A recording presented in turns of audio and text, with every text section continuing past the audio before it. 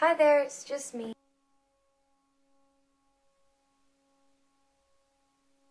Okay? And Gigi and stuff. But I got this textbook for my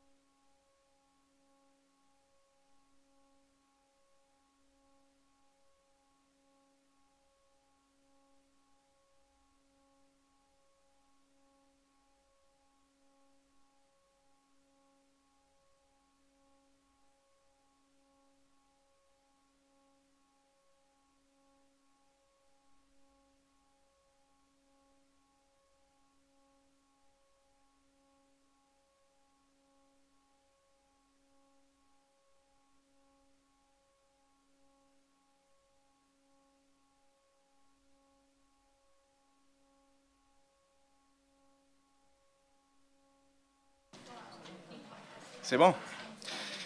Now I practice my Tuvalu throat singing. Non? OK. Bonjour tout le monde. Bienvenue à cette deuxième journée du Symposium sur l'immersion au niveau universitaire. As you may have heard yesterday, the Symposium was organized to coincide with the 10th anniversary of French Immersion Studies. So thank you for coming to our little party. Hier, on a entendu parler du contexte canadien du français langue seconde. On a au pays des grands nombres d'étudiants qui étudient le français langue seconde, mais une attrition massive au niveau secondaire. Et cette attrition se répète dans la transition entre le secondaire et l'universitaire, que le taux de bilinguisme des jeunes entre 16 et 24 ans chute de façon considérable. Well, even here at the bilingual University of Ottawa, where most of our courses are offered in both languages, in the early 2000s, roughly 3% of our Anglophone students who could study in French did so. And that was mostly in French second language classes. They were free to study anything in French, but most didn't. And when these students were surveyed as to why they didn't study in a language that they could understand, there were usually a couple of reasons. What if I don't understand everything? What if I don't get such good grades? Performance is very important. I'm going to be losing my scholarship. So there was always an element of risk involved in studying in the other language. So the idea of studying in French at the university level seemed daunting because of the risks. You know, we can't waste our time, we can't waste our money, and we can't jeopardize our career. Donc, en 2004-2005, l'université développa et proposa un plan Vision 2010 où l'université assumait son identité bilingue et la mettait au marché et elle cherchait à profiter de sa dualité linguistique. Donc, on a créé une structure pour les étudiants. Plutôt que de dire « venez essayer quelques cours », on leur disait « venez en faire beaucoup ». Et pour une raison ou une autre, ça a collé cette idée. Le terme French Immersion, c'est quelque chose qu'ils connaissaient au secondaire, donc d'utiliser le même terme à l'université, c'était facile. Ils disaient « Oh, I know what that is ». Donc, c'est ce qui les intéressait, c'était le fait de pouvoir étudier un peu en français, pas nécessairement entièrement en français. And the offer of incentives and language support that was discussed a little bit yesterday, and you'll be hearing more about today, enticed a few at first. We had 240 students in our first year in 2006. But as we got out there and we started talking about French immersion at the University of Ottawa, it became more and more popular. Here are the programs that now offer French immersion. And this is something that gets the students. When we tell them you can do something like medieval studies or software engineering, they say, wow, je peux vraiment faire n'importe quoi de façon bilingue. So it really is something that hits home with the students and their parents. And Monsieur Laurier alluded to this yesterday, that there was a phenomenal growth. So you can see in our first year with our 247 students, and where we are now with last year we had 654 new students coming into the university. So the program itself is attractive. We have scholarships, and never discount how much the scholarships are attractive to the students. It really is a very big incentive. When we survey the students, the number one thing they say is, oh, the money, I love the money. So it certainly works more than we thought it would. But some of the other things that we do as well, I'll mention in a moment. So as words spread, parents and their students were curious about it, and then they became actually quite enthralled. I remember one young student who was shaking at a recruitment fair. She said, this is amazing. I had never considered University of Ottawa, but now, oh my God, you're number one. And I thought it was odd that she was shaking, tellement cette idée l'emballait. But we hear this from students now. You know, I know this because my older sister did it, or my neighbor's daughter did it, or, you know, a lot of my kids in high school do it. So it just seems normal. Donc cette idée de continuer en français langue seconde au niveau universitaire devient normale. Dans le contexte européen, le contact avec les autres langues est beaucoup plus fréquent de façon quotidienne, mais ici au Canada, il y a vraiment, nous sommes ensemble ici, francophones, puis nous sommes ensemble là-bas, anglophones, et cette idée de croisement nous fait peur. So we can see that recruitment happens across all faculties: arts, engineering, health sciences, science, social sciences, and the School of Management. The bars in green represent the faculty's overall English recruitment, and the little bars in blue represent the French immersion recruitment. Engineering is not impressive, 3 students and 8 students. We just started this 3 years ago. So we had 3, 8, I believe in 2016 we had 12 or 13 students. This year we're looking at about 20, so it's building slowly, but it is quite impressive. Mais comme le disait, en fait, ces étudiants sont très performants. We see that they have higher academic performance than their English-only peers. Their admission averages, 65% of French immersion students have over 85% compared to 53% for Anglophones.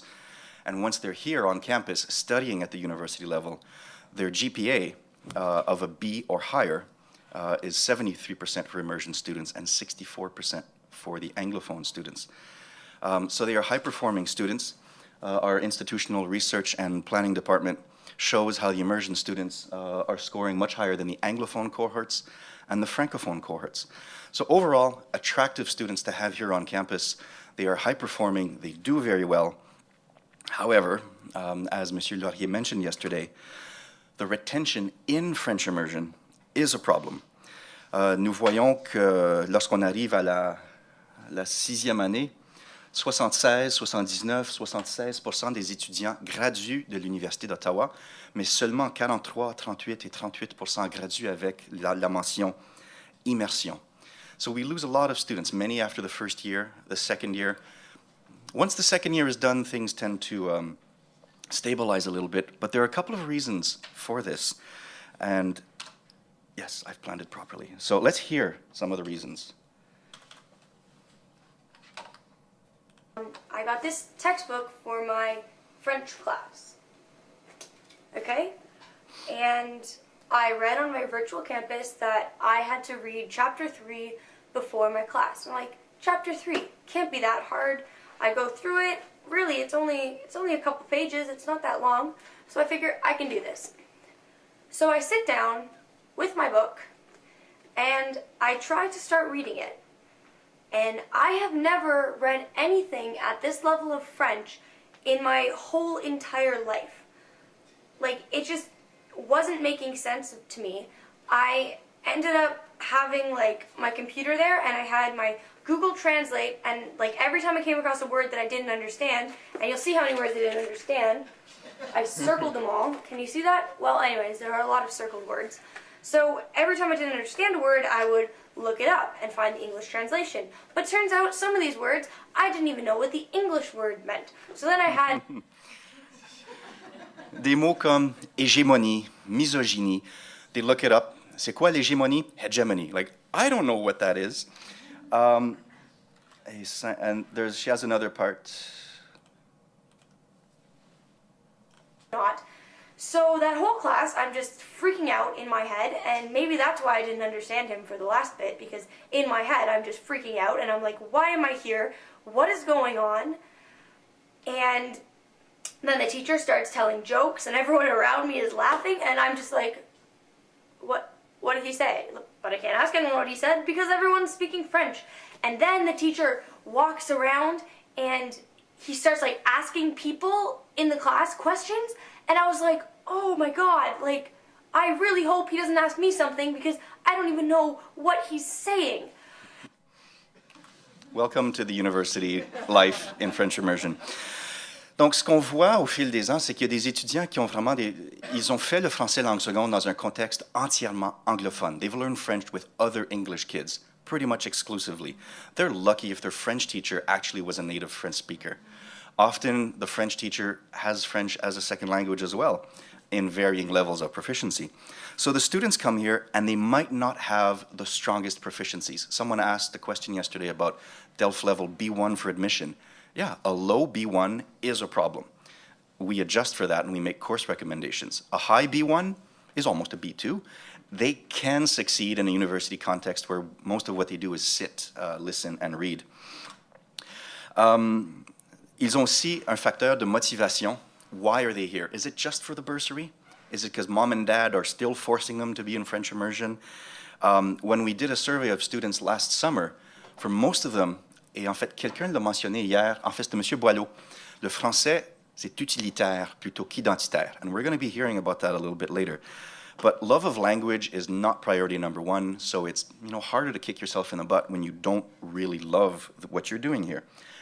And the third challenge is that the easier path is right there. The university experience, is very difficult in the first year, and when you're trying to cut things out, French is an obvious one because you can study entirely in English here.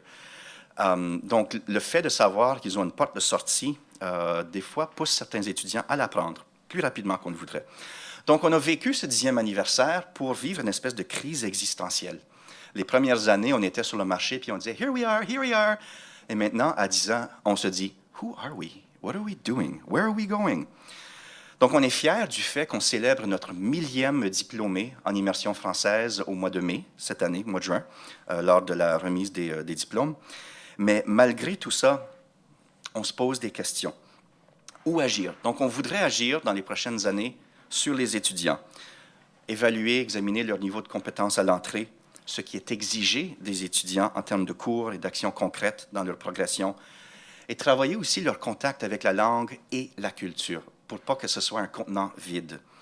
Au niveau du corps professoral en français langue seconde, il y a des choses qu'on veut faire avec nos professeurs qui accompagnent ces étudiants, et il y a aussi beaucoup de travail à faire avec les professeurs de discipline. Yesterday, we heard about team teaching and collaborative approaches. We're lucky if we have some of that in some of our courses. Often, it could be one part-time prof with another part-time prof, and then they, cross in the night, and then they might never teach with each other again. Donc, il y a du travail à faire de ce côté-là. Et aussi le personnel scolaire pour qu'il donne les bons conseils aux étudiants. We often hear students go to academic services and they say, I want to drop French immersion. Okay, fill out this form. C'est trop facile. On voudrait qu'ils viennent chez nous, qu'on se parle, qu'on puisse leur donner des conseils. So all of this is leading us to the next step, working within, but also working without. And yesterday, Mary Donaghy, the Assistant Commissioner of Official Languages, and François Boileau both spoke of the gap between high school and university. So the result of our existential crisis, and in speaking with partners across the province and the country, is that we are working for part 2 of our little French immersion party on a symposium on retention in French immersion at the high school level and the transition to the university level. So working with the various teachers associations, parents associations, high leaders in the fields of high school and university programs in French immersion. So that should be in March 2018 in Toronto. Si ça vous intéresse, communiquez avec moi, je mettrai votre nom sur un post-it et on pourra faire un suivi avec vous. Donc voilà, c'est un petit sommaire de l'immersion en français à l'Université d'Ottawa depuis 10 ans. Today, you're going to be hearing a lot about different models, about student experiences, both from people who've studied it and people who've lived it, and also about the teachers' roles or the professors' roles in all of this. So this is just a little bit of a startup for this day's activities. Merci. Bonne journée.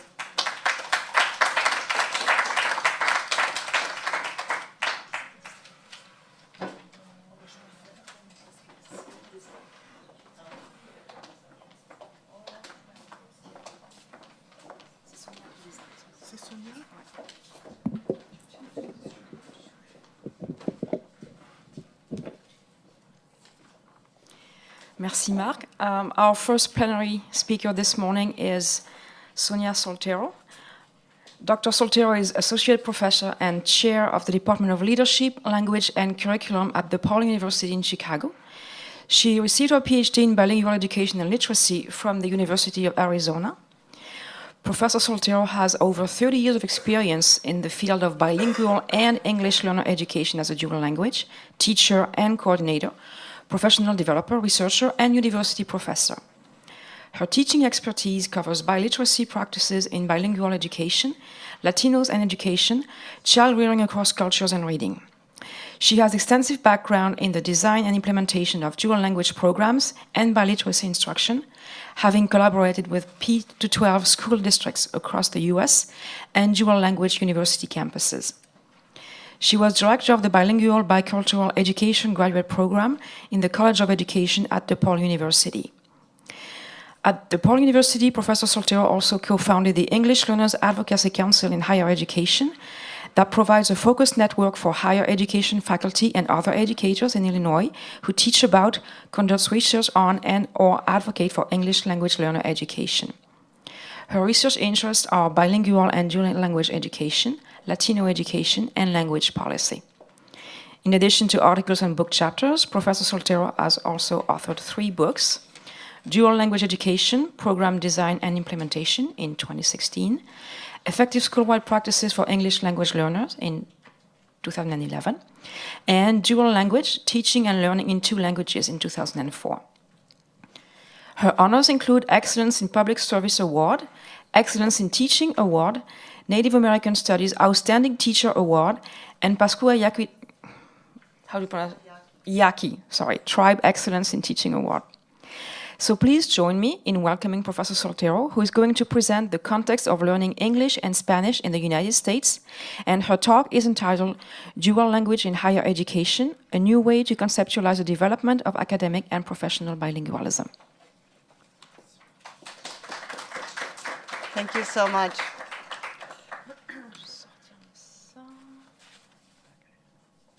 So good. Oh, wonderful. You should do a before and after, right?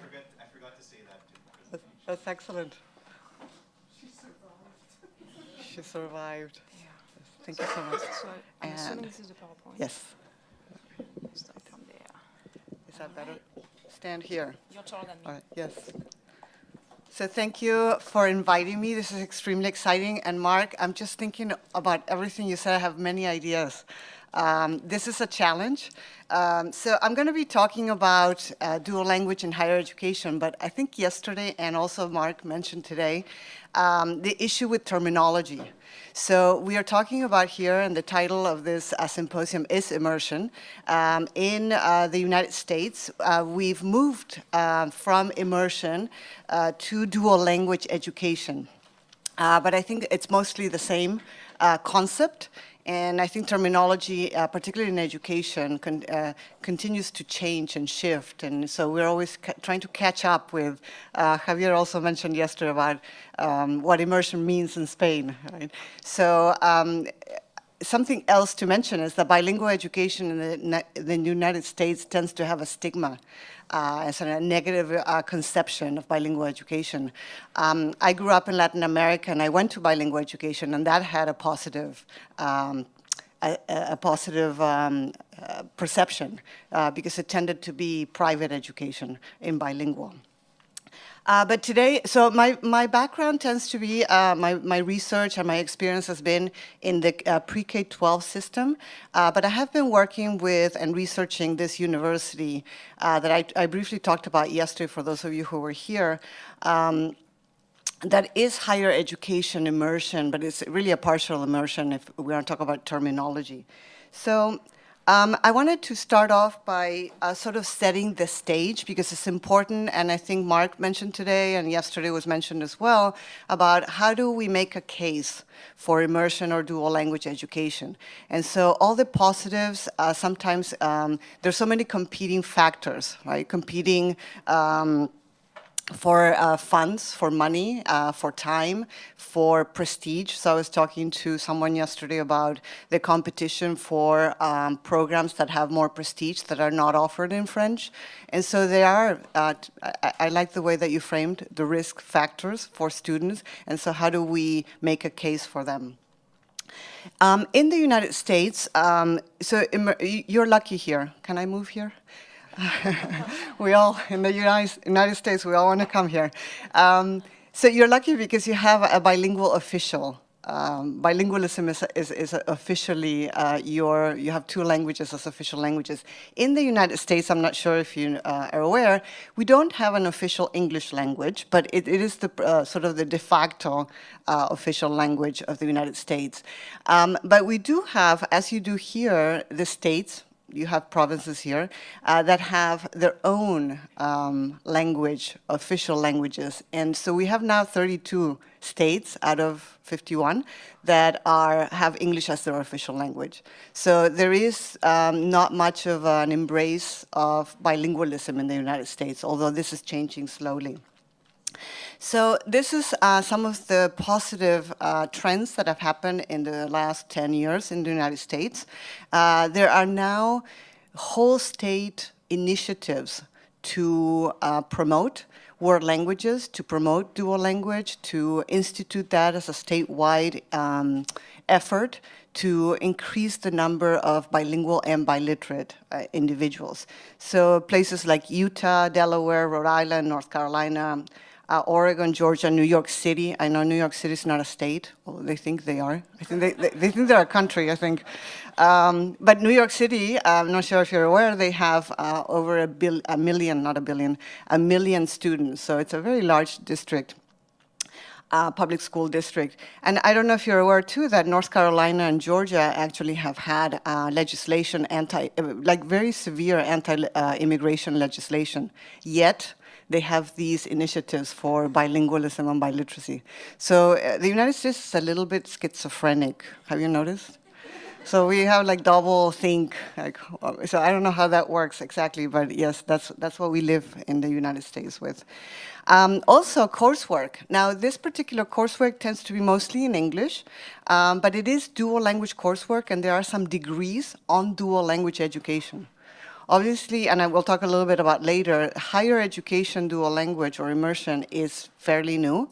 It's its infancy in the United States, so you're ahead of the game, even though you say you have a lot of challenges. But we look to you. So San Diego State, California, Texas, Brigham Young in Utah, Roosevelt in Illinois, all of these universities have also realized that there is not only a market, but that this is a good effort to include in the university to offer these coursework or entire degree programs on dual language education and how to do it. So the dual language bilingual university that I'm going to talk to you about today, it is the Ana G. Méndez Sistema Universitario that was founded in Puerto Rico, and I'll talk a little bit about that in a moment. Also the Gallaudet University. Who's familiar with Gallaudet? Yes. So Gallaudet is for deaf education, a university, and they have in their vision and mission bilingualism. It's American Sign Language and English. Although we don't tend to think about the deaf world as part of the bilingual world. And University of Texas Rio Grande Valley just announced, I don't know how they're going to do it, but they just announced that they're going to go dual language or immersion in Spanish and English. More research. There's more research to support these efforts about bilingualism and biliteracy. So you've been reading about, I hope, about all the neurolinguistic science research on the benefits of the bilingual brain, bilingualism, and how that benefits cognition and other issues that we're going to talk in a moment about. There's more and more research done on the economic impact of those who are bilingual, but the higher economic impact is those who are biliterate. And there's a big difference between those two, right? Being able to speak and understand is one dimension, but being able to speak, understand, and read and write at a high level, academic and professional level, is quite a different notion. And so in the United States, particularly recent immigrants, because of the stigma, because of the pressures, because of the discrimination, many immigrant families want their children and them as adults to shift, to assimilate to English and to the American culture, whatever that is. I don't know what American culture is, depends where you are in the United States. But there is this notion that they're going to be able to support that bilingualism at home, but biliteracy only happens in school, only happens over a long period of time. And the ability to read and write at high levels only happens at the university, in high school, and in elementary school. And We know there's more research about academic achievement and the connection and correlation between bilingualism and biliteracy, so the stronger foundations that an individual has in their L1, in their first language, the stronger foundations for that transfer to the second language, and academic achievement, and then linguistic competence. Something shifted here. So bilingual education, there have been slow but sure shifts in attitudes in the United States about bilingual education, perceptions about the positives, and one of those symptoms, I don't know if you call them symptoms, is this passage of the seal of biliteracy that I'll mention in a moment. And there are more lotes. Have you heard of this, lotes? In education, we also like acronyms a lot. No? No? Any guesses? Lotes. So language other than English. So, and the S is not for plural. No, any guesses? United States? United States, the most second spoken. So languages other than English and Spanish. Yes. We love acronyms just to throw people off, keep people guessing. So because Spanish, as I mentioned yesterday, for those who were here yesterday, it's a very spoken by many people in the United States. And so there are lots of dual language immersion programs in Spanish and English, but not so much in the others. But we've seen an increase, and here's some. Are you surprised about Armenian? We have one Armenian dual language elementary school in the United States. Any guesses where? Yeah, Kardashians. Yeah. So Kardashians are Armenians, and so we have a very. It's not LA. It's outside of LA. It's called Glendale, and so in Glendale there's a huge population of Armenians, and the parents want their kids to have Armenian education, so they have an Armenian dual language program. And some of these others. The Navajo dual language has been around quite a long time. The problem sometimes with the Native American languages is that you don't have certified, licensed, bilingual teachers in native languages. And you mentioned in my introduction, I worked for 7 years on the outskirts of a Yaqui Native American reservation in Arizona. And only 4% of the children spoke Yaqui. So we know that I know in Canada you also have that problem and that challenge to maintain the native languages of the First Nation people. So the seal of biliteracy, oh, and by the way, of course, French is also increasing in the United States, and Haitian Creole. So it's interesting in Haitian Creole communities, so a lot of Haitian communities, they want French. So it's a little bit of a challenge to get the Haitian Creole community to want to have Haitian Creole and English. They want Haitian Creole, French, and English. So it's an interesting dynamic about having 3 languages as a dual language. So I don't know if you have that issue here, but maybe we can talk when we have time for questions about that. So this is, there's more and more research, so this is just a synopsis of the most important research findings with some of the most well-known dual language researchers, and it is all in K-12. And some of the research is included that I've done in here as well. So this is a compilation of the research findings that correlate to each other. So students in dual language programs have been shown to perform at or above grade level on standardized reading and math tests in English. So even if they are in full immersion, what we call an 90-10 or 80-20 models, which are also called full immersions, they're immersed in the lote. So in Spanish or in Chinese or in French, they actually have shown that they do quite well in the English tests, standardized tests. The students score similar to their statewide peers by about 5th or 7th grade, if not sooner, and that correlates about what we know how long it takes to develop academic language in a second language, 5 to 7 years typically. For some students, it takes less time, and we found also for others it takes more. They achieve at or above grade level in reading and math test measures in the second language. Close achievement gap compared to English-only classrooms by about 5th grade. And this is interesting because in the United States for many years, the majority of the dual language programs are in the elementary primary levels.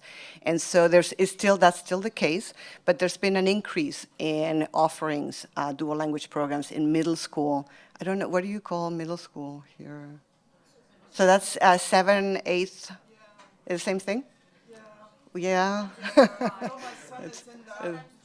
Junior high, yeah, so people call, yeah. So, and a secondary, high school, you call high school, yes, high school. So secondary offerings as well. And what's really exciting, and we're talking about the pathways, about having the high school students go into the university in dual language or immersion, that the high school students who participate and middle school students who participate in dual are as or more likely to be enrolled in higher level math courses. Isn't that interesting correlation by math courses? As or more likely to pass high school exams, more likely to close the achievement gap by the end of high school, and less likely to drop out of school. Think about for many of the students that are participating in dual language in the United States, because many are Spanish or other languages, these students come from poverty, most of them. So these are not the elite, like what we have in Latin America. You go to a bilingual school and it's basically private school. These are students who come from disadvantaged homes. So, where in particular Latino students in Spanish have a high school dropout rate, those who are ELs, English learners. So why bilingualism and biliteracy? So again, we talked about how do you convince students, and how do you mitigate all the competing factors for these students to come into immersion and dual language at the higher education level. So what are the benefits and advantages? We know from the research that I just shared with you, and there are other research in Europe and other parts of the world, that there's higher academic performance, more likely to acquire a third or fourth language, better intercultural skills, improved health diagnosis and prognosis. And so I shared yesterday how the health care system is in dire need, at least in the United States, I'm sure here too, and in other parts of the world that have large populations of immigrants that don't speak the language of the country, of their new country. Increased economic competitiveness and higher salaries. So if you're interested, I'm going to show you in a minute. Are you familiar with Patricia Gándara's work? So she wrote a book about, it's called Advantages of Bilingualism, the benefits of bilingualism in the labor market. And so they've done, she's at UCLA, and they've done quite a number of studies regarding the economic benefits and employment opportunities rise when one is bilingual, but even more so when one is biliterate. More employment opportunities, improved national security and diplomacy, delay in certain brain diseases, and increased cognitive advantages, which is the neuro-linguistic science in the last 10, 15 years. And here they are, the cognitive benefits of bilingualism. And recently, in the last couple of years, there have been some researchers that have pushed back. Have you been reading anything about this?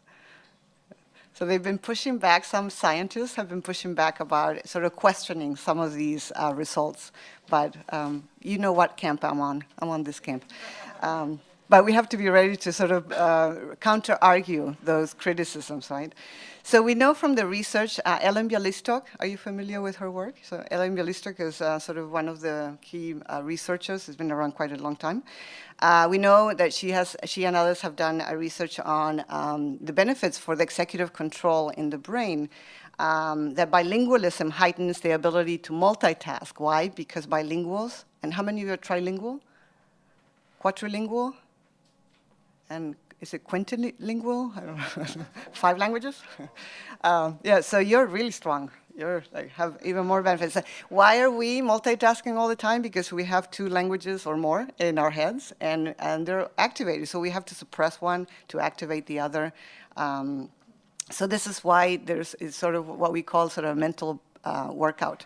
Task switching, that's what we're doing. Holding attention longer. because we have these two linguistic or more systems in our brains that we have to handle at all times. Bilinguals also have better working memory, even though if you're my age, not so much, but that's not because of bilingualism, but because of age, yes. It's a different reason. Brain power. Bilingualism is a mental workout that fine-tunes thinking, resulting in greater mental flexibility. This is one of the ones that the critics are sort of pushing back on some of the research results. Higher metalinguistic awareness.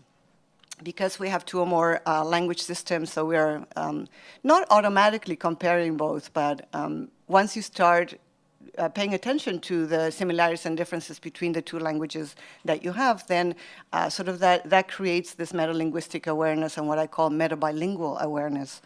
Enhanced creativity in thinking outside the box. Why? Because we have more repertoire of more vocabulary, more ways of expression, ways that are culturally based of expressing something that we cannot express. So I'm sure you have in French things that it just sounds weird in English. So in Spanish we have the same things. And there are things in English that just sound weird in Spanish, and I'm sure French too. So a word like nerd. Do you have a word like nerd in French? I love that word. What is it? Is it the same? Nerd. Nerd is a very interesting word. You're such a nerd. So in Spanish, we don't really, I don't know in Spain, but like in Latin America, so what we decided in Spanish in Latin America is go with nerdo. So people kind of understand that. I don't know, in Spain? No. So in Mexico, they say fresa. Fresa means strawberry. You're fresa, but fresa means something. There's nuance in language, right? Fresa means something else, like you're a bookworm or something, like you're like all tidy. What do you call it? Buttoned up. That's not nerd.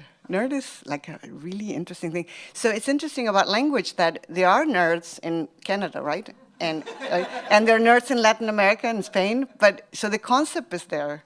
But the word, and this is what happens. So that's why we can think outside the box.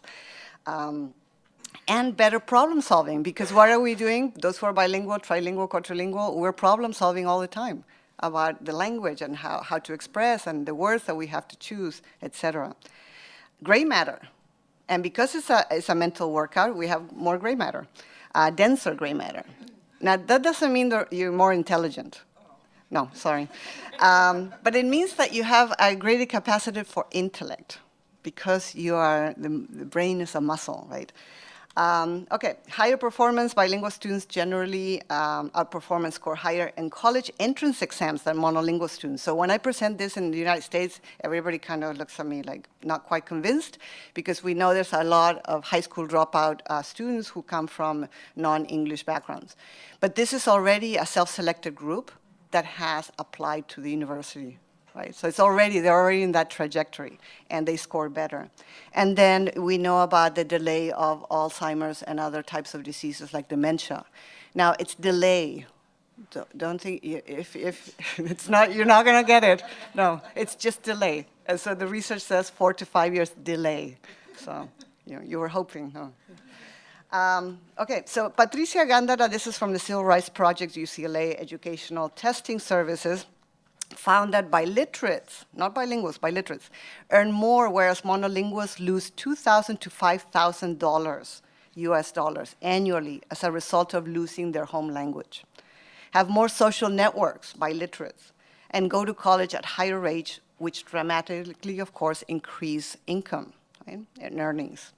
Look at the job market. So yesterday, I think somebody mentioned about the service industry, but also government, education, publishing, journalism. So, and I can go on, right? Especially in Canada, that you have such a tradition of bilingualism and embracing languages, but all over the world. So English is not enough. It was enough at one point, but it's just not enough now.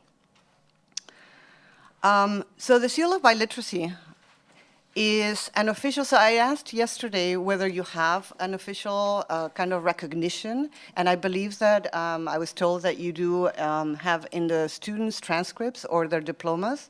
where it says biliterate. So you're ahead of the game, of course, and we're just catching up to you. So the Seal of Biliteracy is an official state-sponsored award given by a school, district, or state in recognition of students who have studied and attained proficiency in 2 languages. One of them, of course, has to be English, by high school graduation. And so what it is that the student has the right to take some kind of language assessment. Usually the language assessment is related to, to the foreign language world language programs. I don't know if you have, do you have this? Are you familiar with Apple?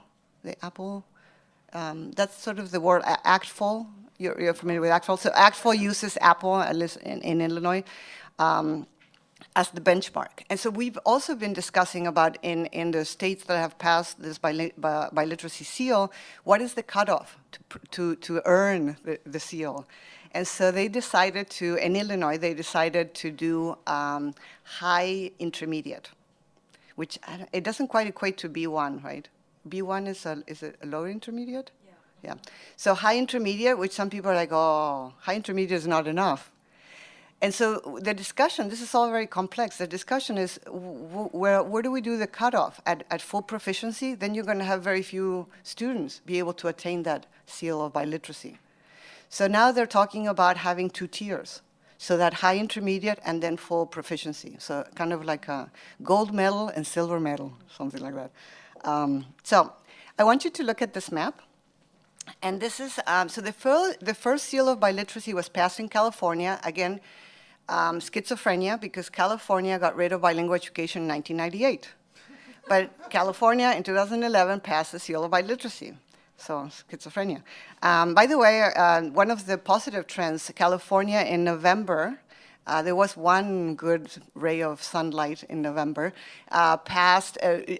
undid the legislation to ban bilingual education. And now bilingual education is back in California. And California tends to be the first one that we all follow in the United States. So it's a good sign. So look at this. This is 2011 California, 2012 New York, 2014 Illinois, and then all these other states. So if you see the blue is the states that have approved this. This is a legislation, and under construction is the teal, and then the whatever that color is early stages, and then the others are no seal. And look at what happened 3 years later. So I'll show you again. This is 2014, and 26 states. So again, very interesting, because there are 3 states in the United States that passed the legislation to ban bilingual education. The other one was Arizona. So, and Arizona also suffers from schizophrenia, and they passed the seal of biliteracy. And the other state is Massachusetts, up here, Massachusetts, very close to Maine, and they're thinking about it, so they're in the early stages. So this is great for the United States to be recognizing the importance of biliteracy.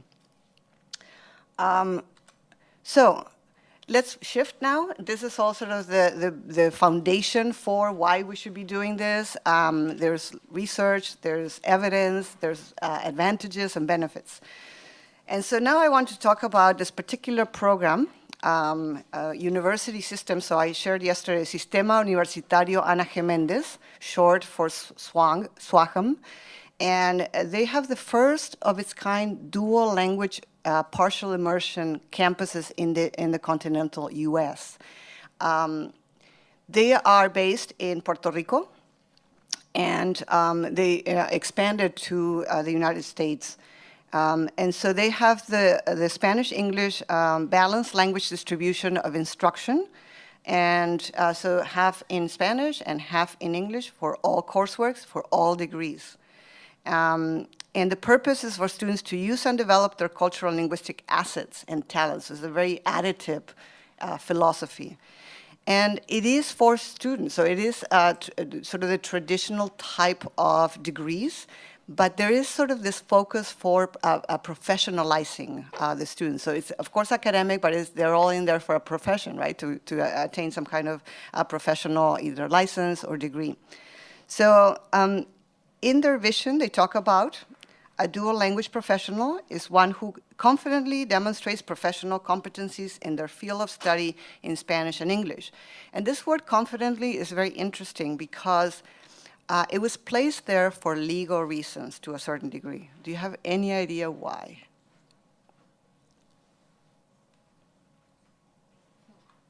Because why wouldn't you just say who demonstrate professional competencies?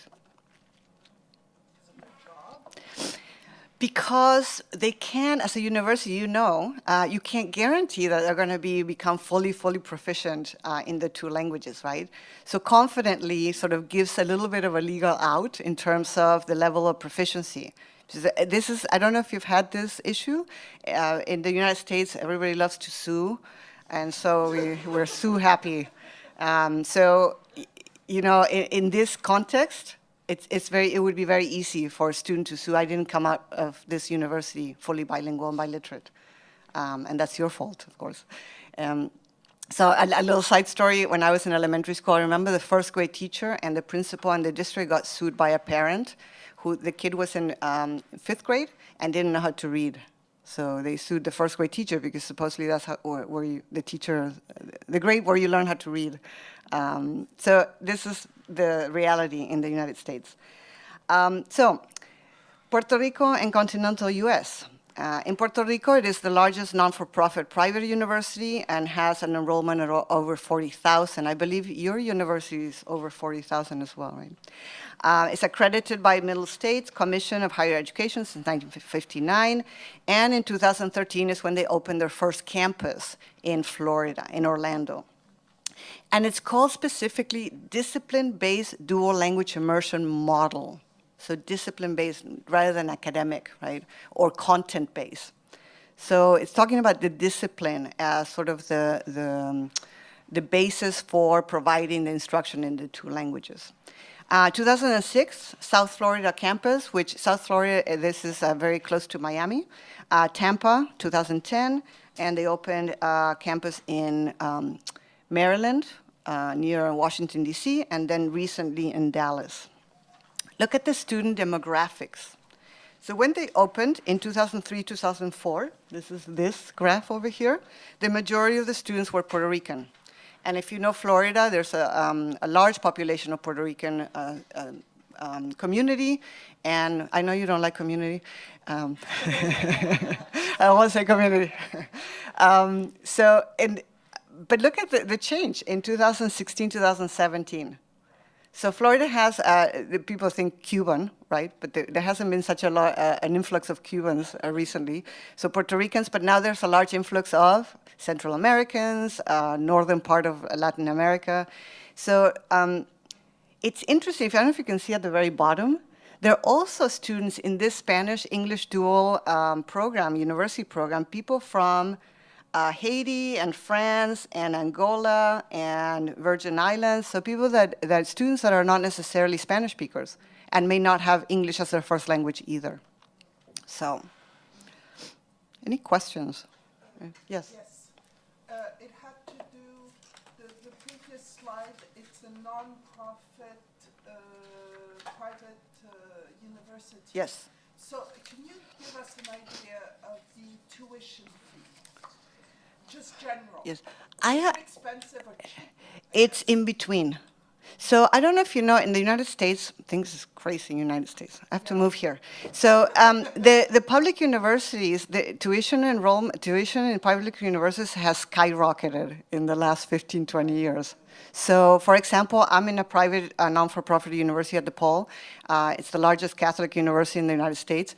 And the University of Illinois, Chicago, they charge about half of what we charge, or maybe a little bit more than half, where it used to be, public universities used to charge, I don't know, 1/5 of what a private university used to charge.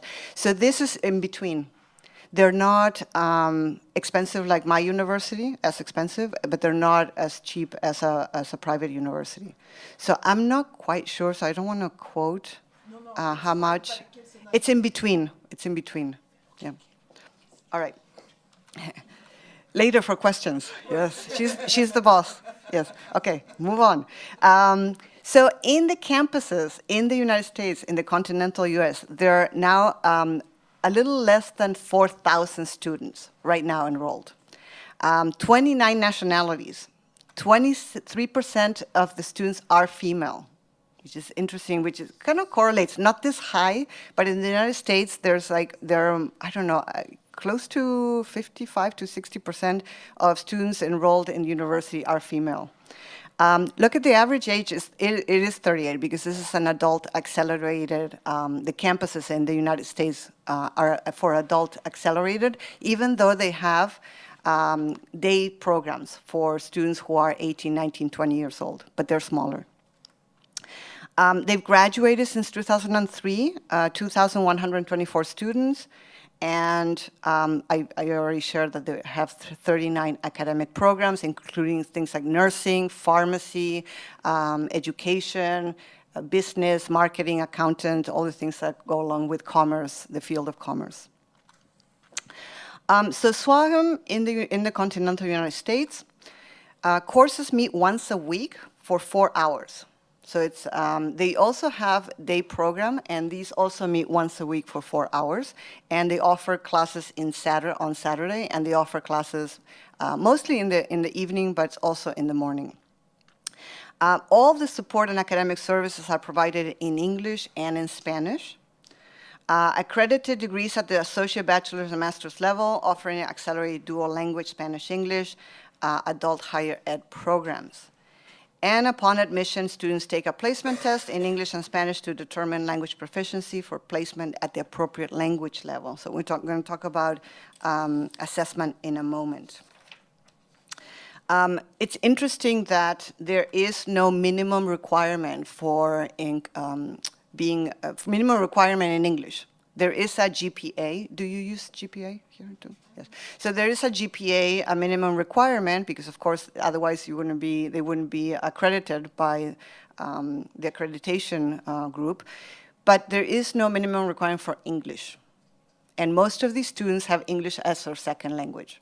And they're just developing English. And there are multiple language proficiency levels. Most of the students tend to be at the beginner level of English proficiency. So as an external reviewer, I provide sort of the evaluation of the program, and I've been with them, and I also do research for about 8 years. I have recommended on several occasions that they should have a minimum for English. But the rationale for not doing that is that they are open to all students. Right? So, but that creates a bit of a problem. And some of you were talking about how if you have students who come in at 0, students who come in with a little bit more, and with that student, I don't know, what was her name?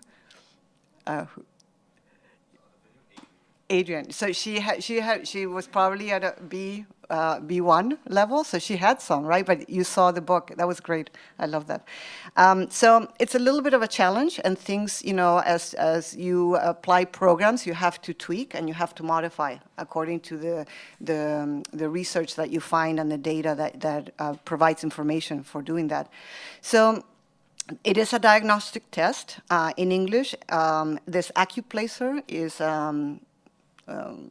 a program, assessment program that is bought, but they also developed one for the graduate students. And one of the issues with these placement tests are they tend to be comprehension, reading comprehension and writing sample, but not so much in speaking and understanding and comprehension. Right? So the graduates don't have the speaking and comprehension, listening comprehension part, but the undergraduates do. So student assessment and program effectiveness, there is quite a bit of student assessment and also program evaluation for placement, but also end of course evaluation. This is the students provide, I'm sure all universities do, the teaching evaluation of the course and the faculty. Student achievement of program objectives within the coursework. And I shared yesterday, there's also a midpoint and a capstone. And that is tied to a particular discipline course, where that faculty who teach those particular courses at the midpoint and at the capstone include that evaluation in those courses. And those evaluations are then given to a panel of 3 that I'll talk about in a moment to evaluate using multiple rubrics that they have. And then there's the external program evaluation, that's me, and some other people that sort of provide yearly program evaluation and progress reports and recommendations. So I think that's very important to include so that you know how the program is doing, and to have somebody with fresh eyes from outside to come and evaluate and offer suggestions. So language development across curriculum. There's integration of language objectives in all courses. And of course, for some faculty, this is a little bit tough, right? Because faculty don't see themselves as language instructors. The faculty in the disciplines, they do also have the English language faculty and the Spanish language faculty. So there is a lot of professional development with the discipline faculty for them to see themselves as language instructors as well. So I think I showed yesterday, there are 4 language courses for Spanish language and 4 language courses for English language that students have to take. Now, these students are, especially in the master's levels, like, I know Spanish. You know, I have a bachelor's degree in Spanish, and even at the bachelor's, I have a high school degree in Spanish. Why do I have to take these courses? What do you think is the response?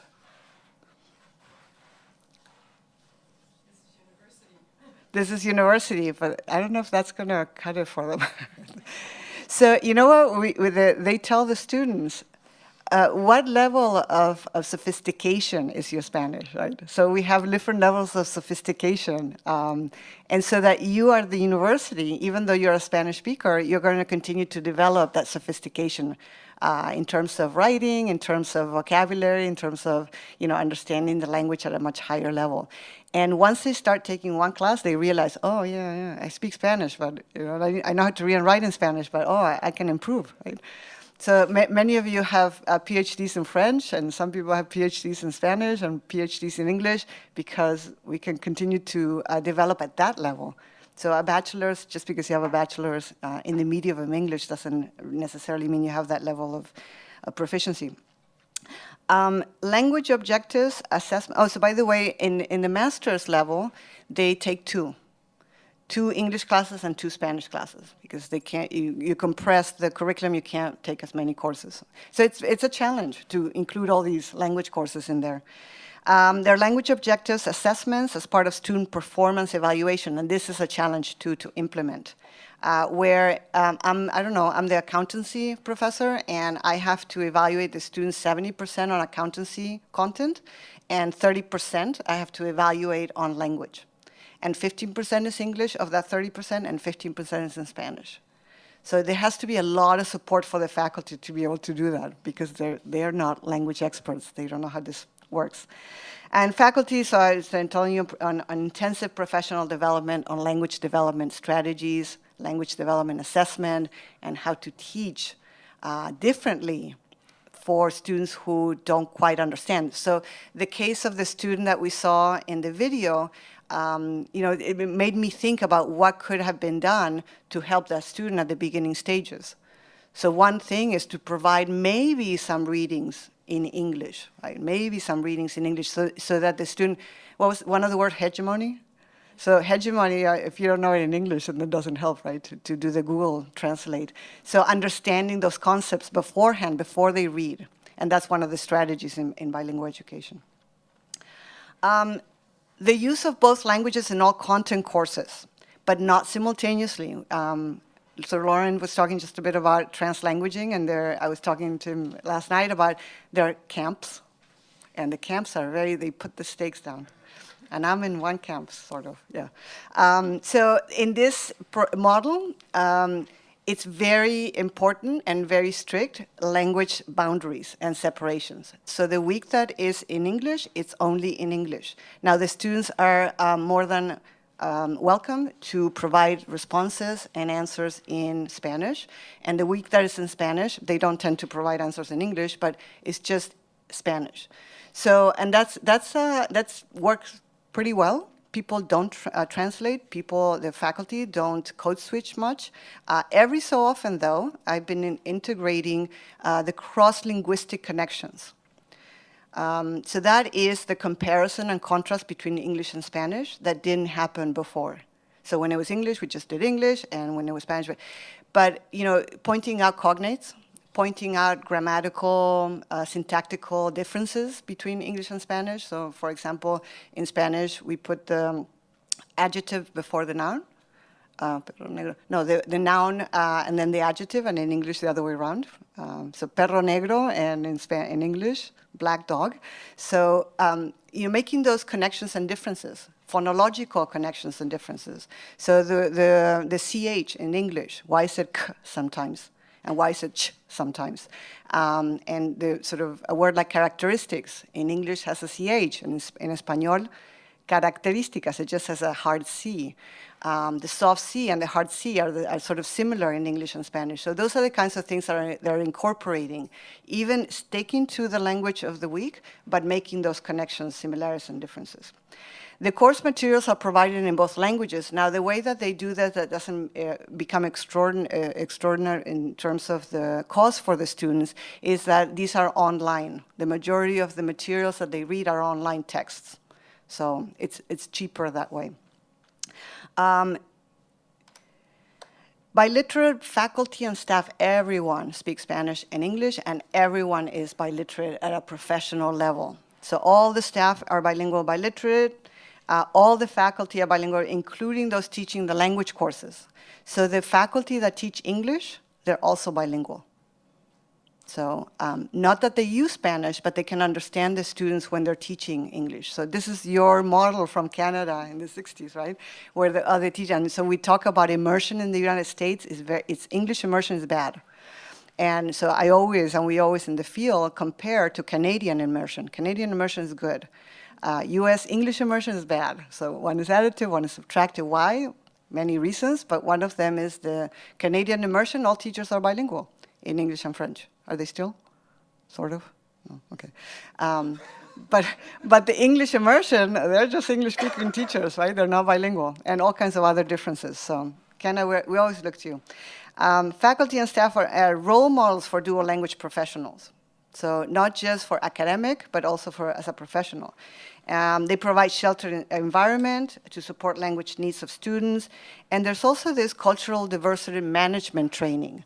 And the cultural part comes in not just the US culture. I don't like to call it American, because you're America too, right? The Americas. So whenever possible, I try to not say America. But there's no way to say Americans, right? USans. Somebody said we should call them USans. No. The diversity also comes in, you saw the nationalities, and not all Spanish people are the same, right? So there are quite differences between Colombians and Mexicans and Puerto Ricans and Argentinians. So there has to be also some kind of diversity training, diversity understanding among the staff and the faculty. Faculty professional development. Look at all this stuff. This takes funding. This takes coordination. But this really helps and supports. And the fascinating thing about these campuses is that the faculty, many are part-time, they're adjuncts, but they stay. So there's not a turnover. Even though there's a lot of demand, and this is new to a lot of the discipline faculty, they stay because they like it. They find it very worthwhile and fulfilling. So look at the kinds of things that the instructors need to be well prepared on. Of course, high level of proficiency in their respective discipline, not just be able to read and write. Can I do this presentation in Spanish? Right? So I know a lot of the terminology that I have, because that's what I read and write in, is in English. But then as my discipline in education, I have to sort of come up to speed with the vocabulary and the terminology in Spanish. Academic background and professional experience in their respective discipline is something that is not necessarily required, but it's preferred. Ability to use the language in real context, both social and professional purposes. So this is not the regular usual academic, we only look at academic language development, but these students also have to develop the social language. So one of the hardest things to do, I don't know if you agree with me, is chit-chatting. Chit-chatting in a language, in your second language, not so easy, right? So you put your foot in your mouth, you say things, people look at you, that's weird. Nobody talks like that. So the social language is particularly important, even in whatever fields they're going into. Comprehension of contemporary media in both languages. Understanding the social, political, historical, and economic realities of the regions, particularly now in the United States. What does it mean to be a bilingual, biliterate? What does it mean for your name to be Ramirez in the United States, and how do you navigate that? And also, how do you navigate that for your children? This is a campuses for adults, but we want to instill in the students, adult students, about their families, about their linguistic heritage of their children, that they shouldn't allow the stigmatization of Spanish or whatever other languages they speak to play a part in their children's development of bilingualism and biliteracy. Understanding how Spanish and English intersect in bilingual communities. How does that come together in bilingual communities? Pedagogical knowledge, of course, about learning theories, second language acquisition, strategies, etc., and knowledge of technology. Technology is a big part, and I'll show you in a minute. This is one of the things that, with the video of the young woman, support systems are incredibly important. Support systems, so the students, you talked about retention. How do we retain these students? The same thing happens with these students. So there's this entire support system, technological, but also face-to-face, and it's called the Ilab. And the Ilab includes all these things. I don't know if you're probably familiar with Rosetta Stone, which I'm not too crazy about, but they use it. Yeah, you're shaking your head. Net Tutor comes in Spanish and English. Net Library, these are English language books. Voice Thread, there's a lot of use of voice thread. So these students get training on how to use these technologies, and they're also incorporated in the faculty courses. And the faculty are asked, they don't always do it, but they're asked to include using this eLab as part of their grade, perhaps. Rosetta Stone, eLibro is sort of the equivalent of the Net Library, but it's in Spanish. And they have over 100,000 holdings of books in Spanish, and a Biblioteca Virtual as well. So this all supports the students, but some students prefer not to have the technology. They use the technology, but also have the face-to-face. So the challenge with these particular students is they work full-time, and they're older students, so they have families. So when do you provide that? So Saturdays are always open, and sometimes Sundays for the students to come in. Guidelines for program planning and implementation. Are you familiar with the Center for Applied Linguistics? So way back when, a long time ago, I think they need to revise them, they developed these dual language guidelines. And so the dual language guidelines principles, very, very long, but they are geared towards K-12. So what they did at this university is they adapted them to the adult population and to the higher education context. So you have them in you have this slide. I know it's tiny, it's very, very small, but I'm happy to send it to you if you like. And so what we did here is we just modified. So I don't know if you can see here. And this is they're guiding principles for program development and design and maintaining quality programming. So here you see in Strand 1, assessment and accountability. Strand 2 is curriculum. Strand 3, instruction. Strand 4 is staff, facilitator, and administrative quality and professional development. Strand 5 is program structure. Strand 6 is community partnerships. And Strand 7 is support and resources. And you can certainly, if you wanted to look at this and even modify it even further for your particular institutions that are a little bit different than what SWAGM presents to students and the programming, you can certainly do that. But I think it's helpful to have these principles and guidelines for programming. Right? In the next couple of slides, I know it's very small too, but I just wanted to show you, this is something we also developed. We added strand 8. And these are dual language competencies. And they are separated by dual language competence for administrators, for staff, for faculty, and for students. And if you see on the left-hand corner, the left sheet there, you see these are knowledge competencies, what administrators should know. And on the other column, which is it's a sheet back and forth, are professional practice competencies, the application part. One is knowledge, one is application. The next is the same. This one is for faculty, facilitators.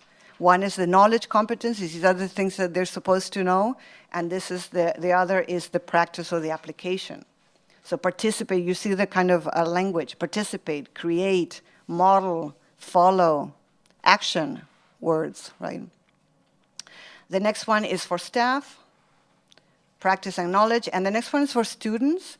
And I don't know why the page that has the application is not on there, but so just, I know it's very tiny, but I can send this to you as well. So what are the challenges for higher education in the United States that may be similar to the ones that you may have here? Very few, and I don't know about here, you offer more than us, but very few bilingual courses. Forget programs, very few bilingual courses and programs beyond world language offered at the university level. The difficulty for English learners, P20, facing increasing academic and linguistic demands in English that also push them, the same with you, to just go to English. You know, I don't have the time or the money to be taking courses in 2 languages. Native English speakers are hindered by limited time and access to become biliterate.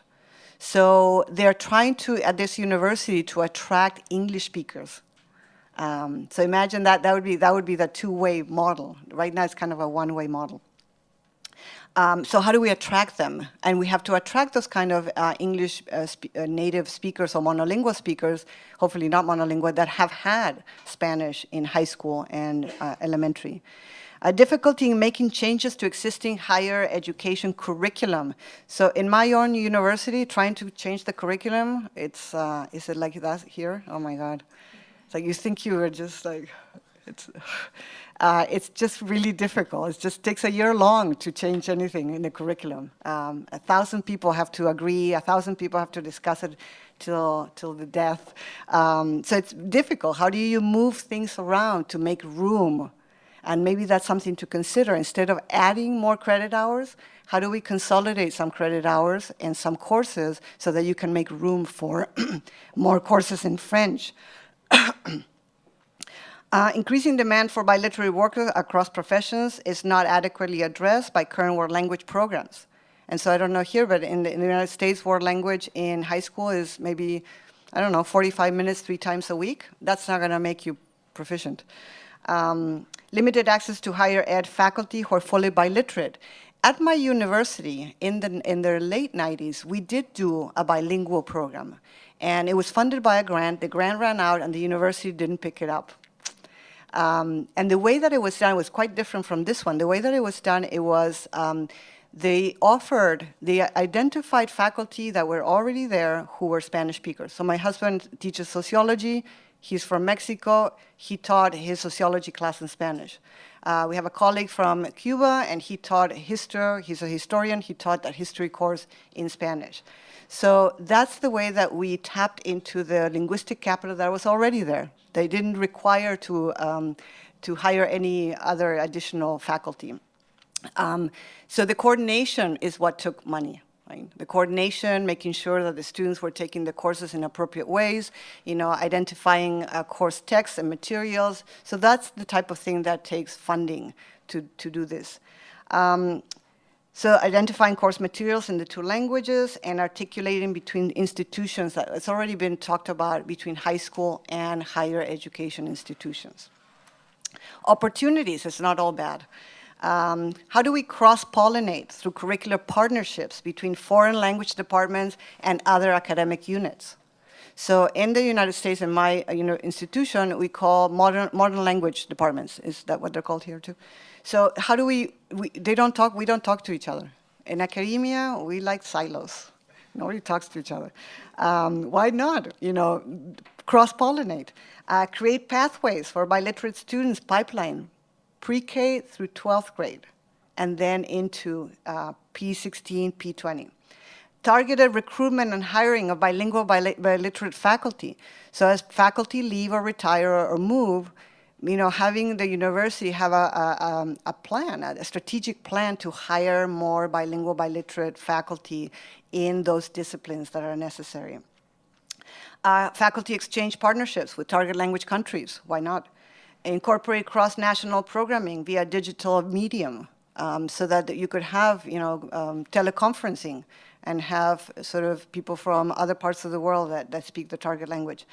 Partner with local agencies that serve multilingual communities for service learning and multilingual internships of field work. So that's one of the things with the Swagam University where they do the internships, nursing, they have to do internships in hospitals and clinics, etc., and education as well. They have to do student teaching. And so all these things, so targeting those areas and those organizations and businesses that have the two languages. And international student internship and exchanges as well. So expanding just beyond the classroom. Finally, these are my two books. So this is the book on dual language. Unfortunately, these are specifically targeted to K-12. There's a little bit of discussion about beyond K-12, but these are for K-12 education.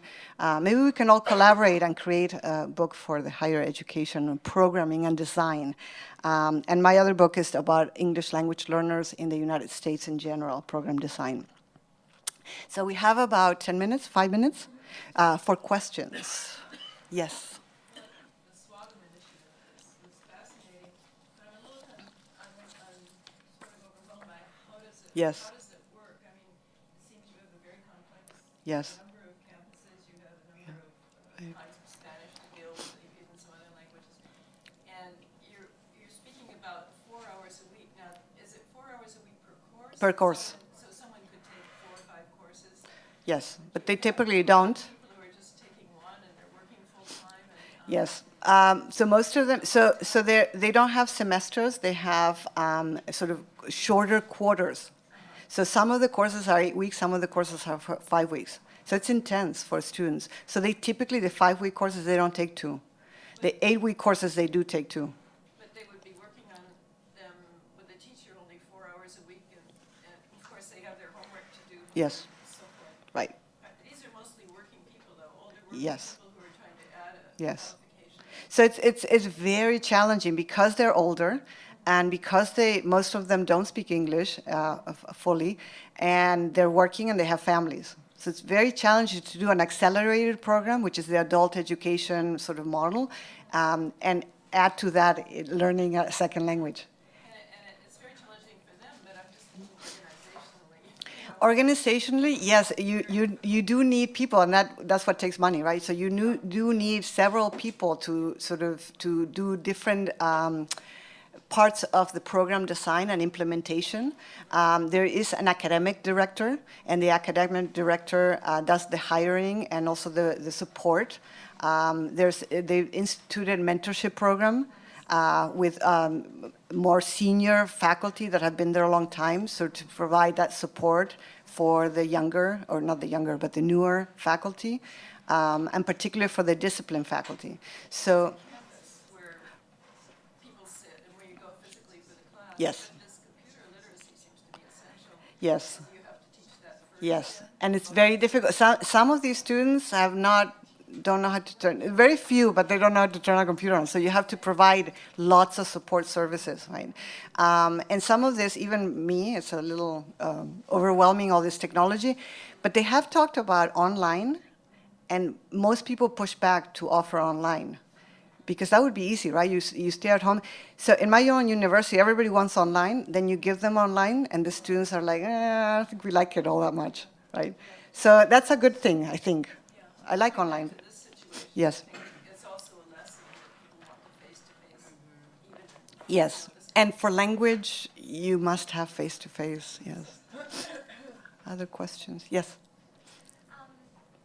So, as I mentioned with the Center for English Language Learning, Teaching and Research, one of our mandates is this professional learning, professional development for not only faculty, but for TAs, Yes. particularly international Yes. TAs and staff.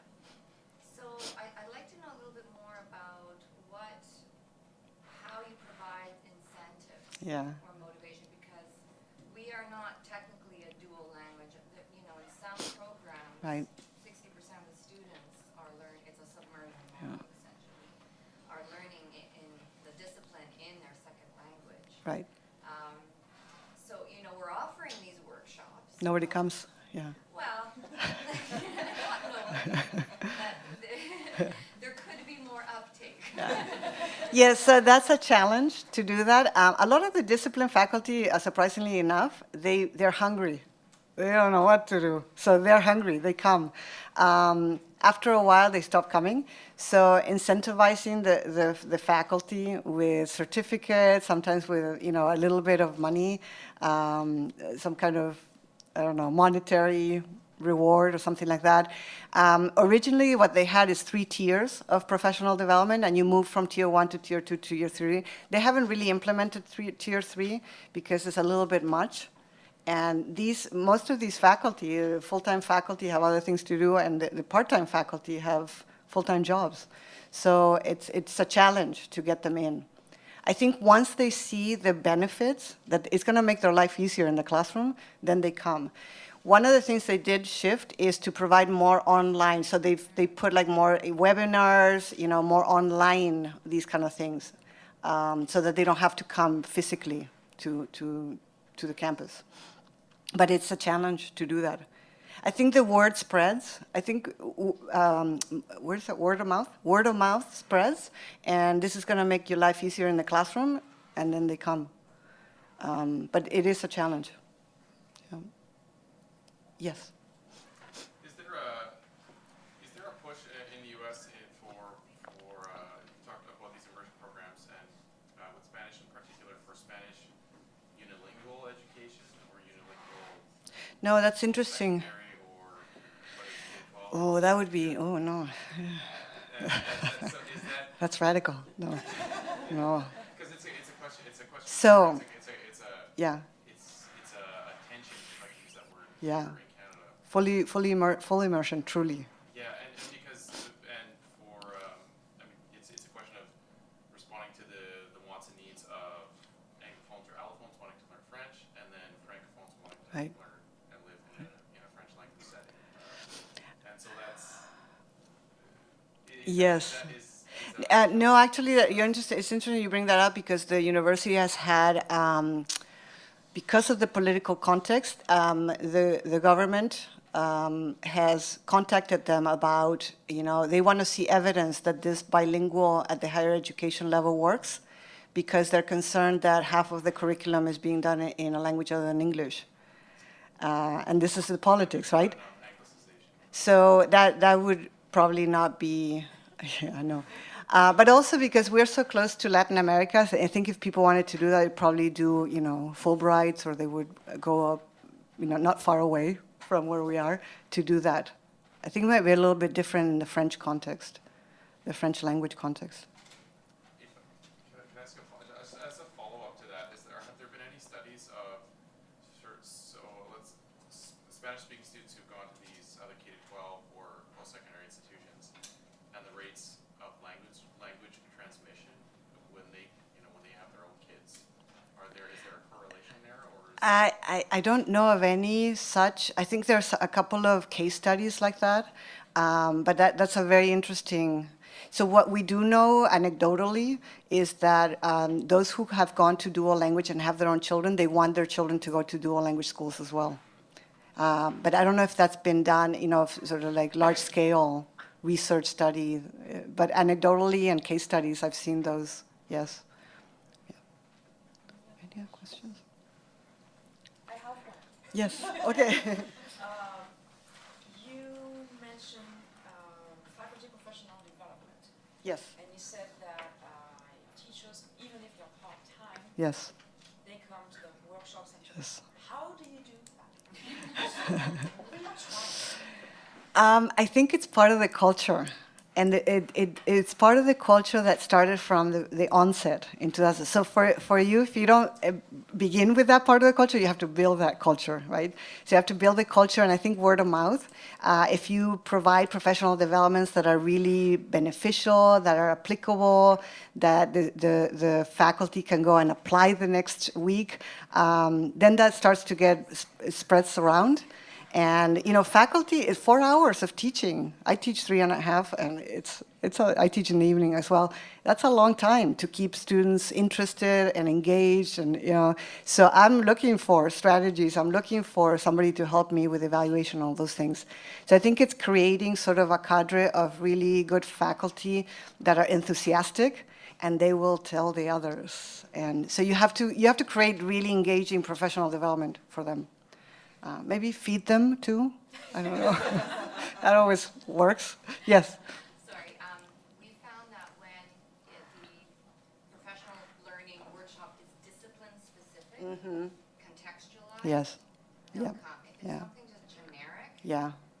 faculty don't. Right. So, Yeah. so we try to create some in-house workshops. So we'll Yeah. parachute into the BD, Right. School of Business Professional Learning Yeah. Day, and then we'll incorporate. And all the examples are Yeah. discipline specific. And one way to do that, to hook them, is to do a short, 7-8 minute video of that professional development that is really engaging and fun, and say, come back for more on Saturday, whatever, and we will expand on this. So we've also done that, create short videos, tutorials. And they have to be short, because otherwise people don't.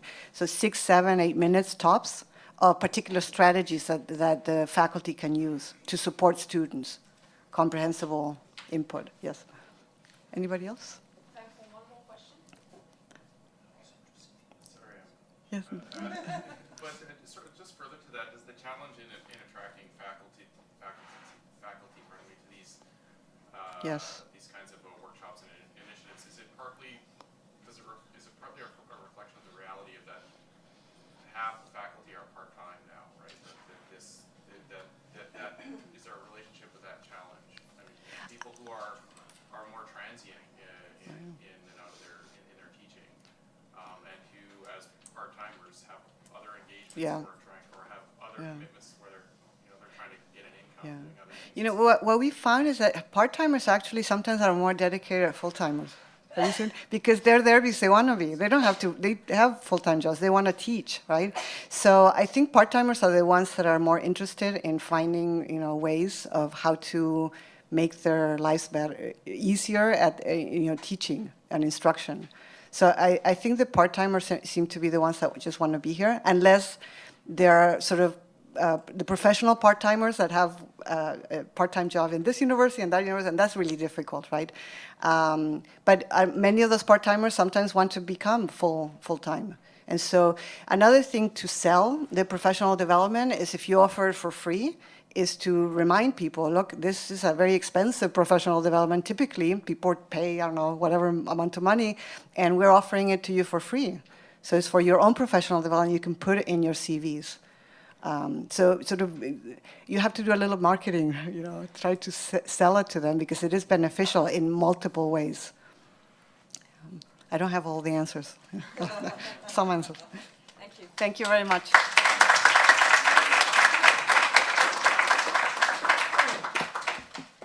So we're going to take a short break. We have a 15-minute break before the individual papers. There's coffee and munchies just outside in the hall.